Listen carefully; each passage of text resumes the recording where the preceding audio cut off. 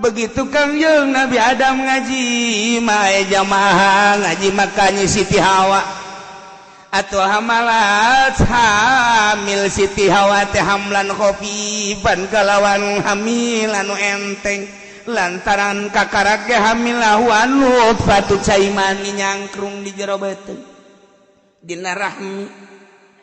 Gusti Allah ngabahasakeunana falamma taghasyaha cek ahli tafsir mah ieu taghasyaha teh kinayah teh hiji lapat nu dimaksud lazimna. Kok Gusti Allah ngabahasakeun taghasyaha ai taghasyaha mah pan kapiuhan ai kapiuhan teh artina teh leng-lengan. Di manaan jima leng-lengan teh teu nyaho kaler kidul teu nyaho di luhur di handap mantak jima teh lamun geus neuk kaluar cai mah teu nyaho kaler kidul teu nyaho kaler kidul atuh teu nyaho lamun neuk kaluar cai mani tah jima teh kemudian perang misalnya woi perang kajen katembak moal nya geussan moal kajen teh mah katembak dedet modar beres.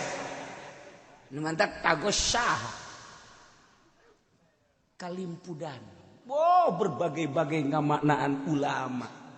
Ngamaknaan taghasyaha teu meunang ku pikiran urang. Kudu Kangjeng nu nerangkeunana. Ulah seenake dewe. Teu bisa. Geus atuh kudu ditingali terjemahan Kangjeng Nabi ketika nyaritakeun taghasyaha, nyaritakeun yang saha asbab wurud ngaranna. Lamun Quran asbab nuzul ngaranna. Geus kahartikeun Al-Qur'an Kangjeng Nabi waktu berharapan jeung bahar adu hareupan jeung saha ngamaknan taghasyaha teh jima.